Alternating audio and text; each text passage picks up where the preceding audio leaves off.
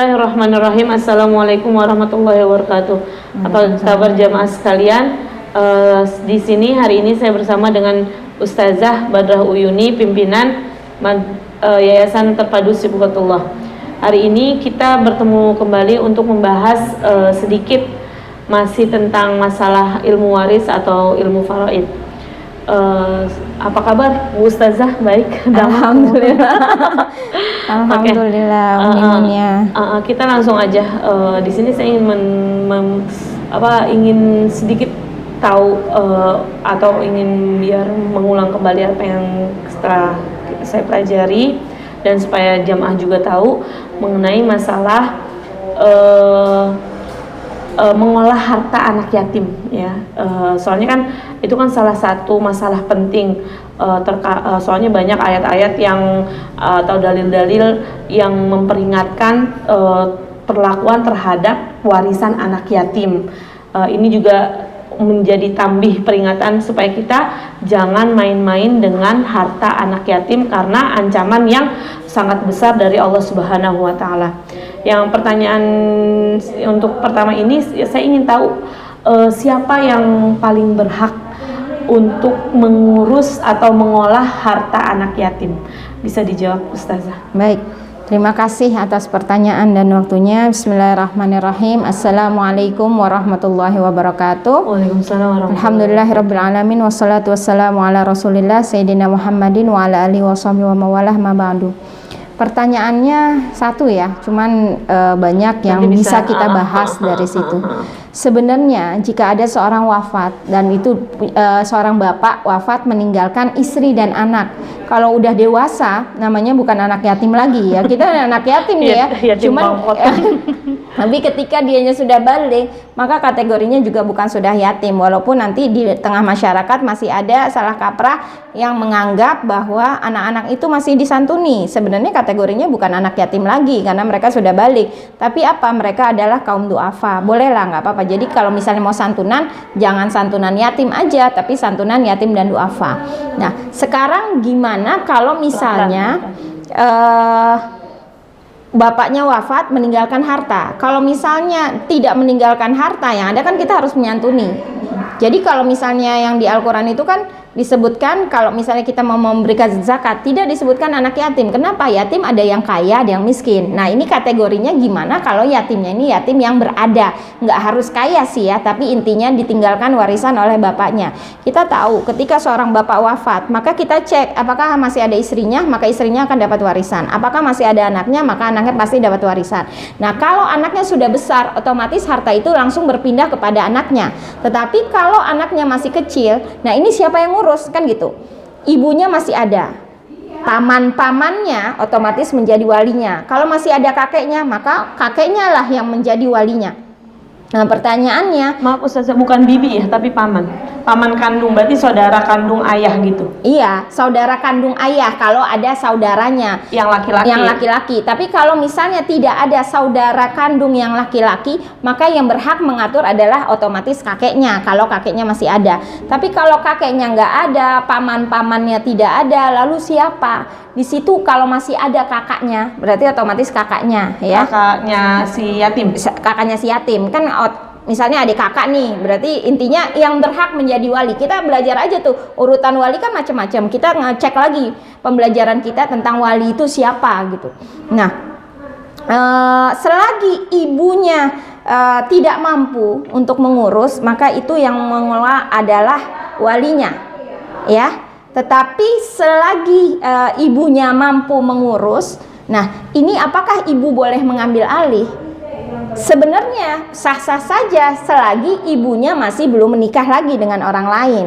Tetapi kalau ibunya sudah menikah lagi dengan orang lain, apakah nanti kemudian dia bisa berlaku adil? Karena kan kita tahu ada orang yang menikah terus nggak mau ibunya tapi nggak mau anaknya, kan kayak gitu. Ada juga yang bapak tirinya bisa mengayomi keluarga itu dengan baik sehingga bisa mengelola. Intinya balik lagi sebenarnya kesepakatan keluarga sih, tetapi secara umum di dalam Al-Quran, di dalam hadis nyatakan bahwa yang namanya mengatur harta anak yatim adalah walinya. Dalam hal ini adalah dari keluarga si bapak, ya.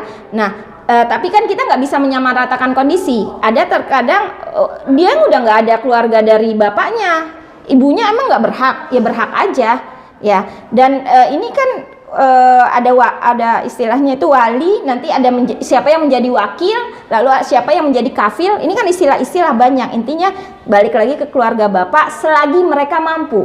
Tapi praktek di masyarakat adalah, saya juga banyak beberapa pertanyaan yang setipe.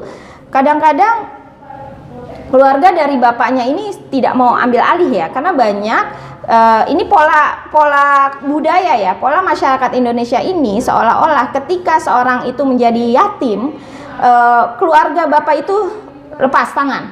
Nah, maka yang akhirnya menyantuni, bertanggung jawab terhadap anak itu adalah keluarga dari pihak ibunya. Padahal itu salah. Coba kita lihat sejarah Rasulullah SAW. Ketika ibu bapaknya wafat, siapa yang mengurus? Kakeknya kan? Ya, Abdul Muthalib. Ketika Abdul Muthalib wafat, siapa yang mengurus? Pamannya banyak, bibinya banyak, tapi dia diambil oleh siapa? Abu Thalib, bapaknya dari Ali bin Abi Thalib. Intinya itu apa? Semua adalah dari keluarga bapak. Walaupun dari keluarga Aminah, ibunya Rasulullah, itu sebenarnya keluarganya kaya-kaya kan, tapi memang seperti itu urutannya. Nah, tetapi kalau misalnya dia capable, silahkan. Tapi kan nggak semua orang capable, nggak semua orang mampu untuk mengelola harta. Megangin harta iya, tapi terkadang menghabiskan. Tidak semua orang bisa mengelola harta. Kita banyak berita-berita, cerita-cerita, ibroh-ibroh yang kita dengar bagaimana orang itu kalau misalnya bisa mengembangkan harta anak yatim jadinya luar biasa. Tapi berapa banyak orang-orang keluarganya itu yang akhirnya menghabiskan harta anak yatim itu sendiri. Bahkan akhirnya dia hidup dari mengusahakan harta anak yatim itu, yang ada apa? Nggak berkah. Oke. Maaf ya Ustazah, saya perjelas kembali. Jadi yang paling berhak mengasuh atau mengolah harta anak yatim itu ibu, atau misalnya masih ada kakek atau paman, maksudnya berarti kan kalau yang perempuan tidak ya, maksudnya kalau misalnya ini ayahnya punya saudara perempuan, berarti bukan yang saudara perempuan bukan ini ya, bukan bibi, paman kandung dari si ayah. Berarti misalnya kalau diurutkan bukan yang paman kandung, tapi kakeknya, kakek si anak yatim, atau paman dari si yatim. Oh, paman dari si yatim, berarti saudara kandung sebapak, seibu, tapi laki-laki. Bukan perempuan. Kalau ya balik lagi ya, tergantung kondisinya. Intinya urutannya itu sesuai dengan urutan wali lah. Dan yang pertama berarti ibu. Urutan wali itu kan pertama bapak ya. Bapak nggak ada berarti jatuhnya ke kakek. Kakek nggak ada jatuhnya ke kakak. Kalau ada kakaknya. Kalau kakak nggak ada, paman. Paman berarti bisa kakak atau adik dari ayahnya. Tapi paman itu bukan berarti suami bibinya. Ingat ya. Tapi adalah saudara kandung sebapak atau sebapak doang, nggak sampai seibu. Sebapak dari si mayit itu. Kalau ibunya berarti posisinya di mana ini Ustaz? Ibu itu bukan wali. Ibu itu ya ibu gitu. Kalau misalnya dari sepakatan keluarga, oh ternyata ibunya mampu untuk mengelola ini, silahkan saja. Tapi tidak bisa menjadi wali. Mungkin dia adalah wakil. Kategorinya bukan wali, tapi wakil. Wakil itu artinya apa? Orang yang mewakili untuk mengelola harta si yatim. Tapi lebih antara wakil dan wali, mana yang lebih berhak? Ya wali, tentunya wali. Nah, dia menjadi wakil atas sepersetujuan si wali. Karena nantinya, maaf ya, kita kan melihat kondisi secara umum ya. Ada di mana orang ibu kandung tapi meninggalkan anaknya, banyak loh kejadian karena capek ngurusin anak yatim, dia memilih menikah dengan lelaki lain ya. Di sini kan berartinya dia harusnya bisa menjadi wakil buat si anak yatim. Tapi kemudian akhirnya ditinggalkan. Balik lagi, anak ini tanggungan siapa? Anak ini tetap tanggungan daripada si wali. Kalau misalnya nih yatim nggak punya wali, berarti ibunya kan yang ibunya, semuanya ibunya yang mau bertanggung jawab atas yatim kan mayoritas adalah ibunya. Nah kalau misalnya kayak gitu, kalau nggak ada lagi yang bertanggung jawab, kemana itu menjadi urusan khalifah negara gitu. Oke. Nah terus misalnya nih sudah wali sudah bilang dia akan mengurus harta anak yatim ini. Nah harta yang diurus ini nanti itu saya pernah mendengar atau saya pernah belajar sedikit tentang ilmu faraid, itu nanti ketika sudah dewasa, harta yang diwariskan dan dipegang oleh wali ini ketika diusahakan apakah sepenuhnya dengan yang hasil yang diusahakan itu harus diberikan ke yatim atau hanya sekedar yang waktu itu menjadi warisan si anak. Soalnya kan misalnya walinya itu misalnya apa gitu terus diolah gitu sehingga kan ada hasilnya gitu. Nah, apakah hasilnya ini nanti ketika dewasa juga harus diberikan atau cukup yang ada aja? Itu tergantung orangnya ya, makanya disebut wakil itu orang yang bisa mengelola. Nah, masalah mengelola tidak semua orang bisa. Kalau misalnya saya menitipkan, kalau menitipkan wadiah itu berarti kan harus mengembalikan yang sama, ya kan? Misalnya dikasih tanah sama bapaknya, ditinggalkan warisan 200 meter. Kalau misalnya walinya itu nggak bisa mengembangkan, ya udah nanti balikinnya juga 200 meter. Adapun nanti kerahiman istilahnya ya daripada si yatim ketika dewasa, oh orang tua ini yang sudah mengurusi saya. Ya. Mengurusi di sini, sebenarnya mengurusin di sini apakah hanya dari segi harta atau dari segi dia merawatnya, pendidikannya? Macam-macam bisa ini. Nanti dia mau kembalikan apa terserah ya istilahnya, dan kita nggak bisa menyamaratakan lah, intinya tergantung kondisi.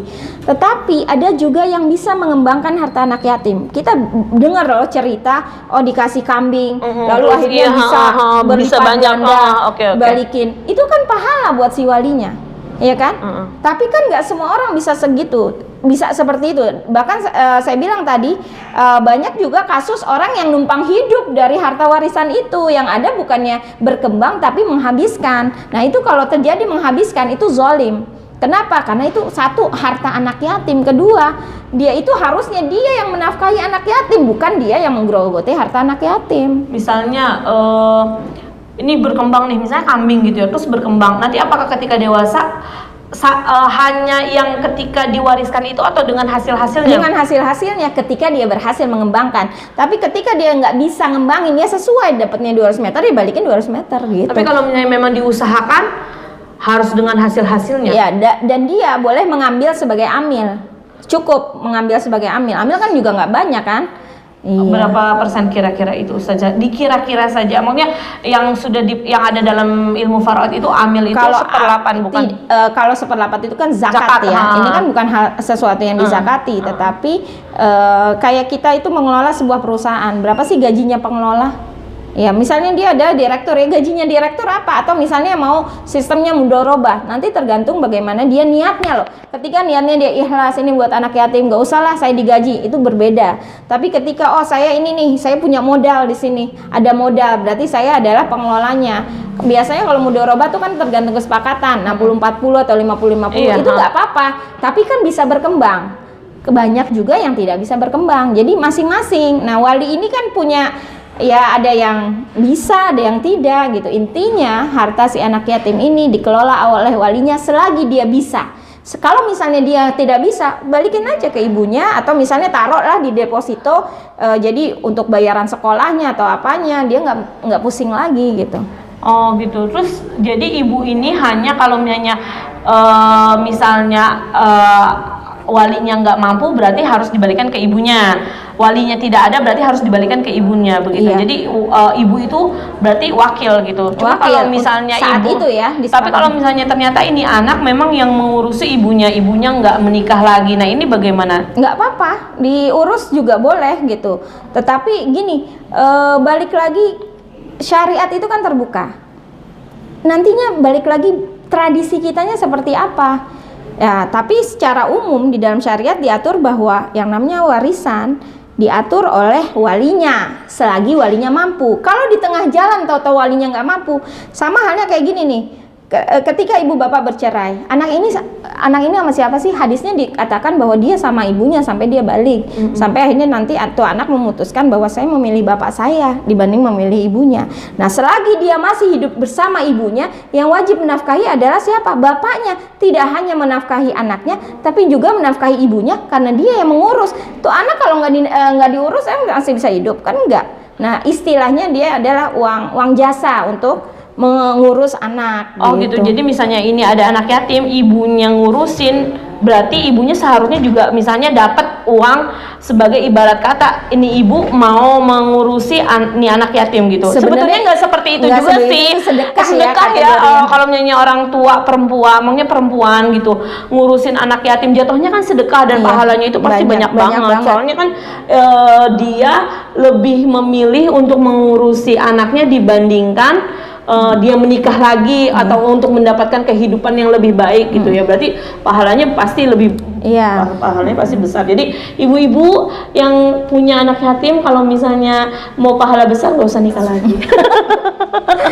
Itu ini takdir ya, balik lagi itu pilihan juga ya. Oke. Terus sekarang masalah ibunya nih ya. Ibunya itu sebetulnya dapat nggak sih warisan? Sebenarnya sih istri dapat warisan ya dari suaminya gitu ya. Nah itu berapa? 1/8. Tapi nanti kita hitung berapa ahli waris yang hidup.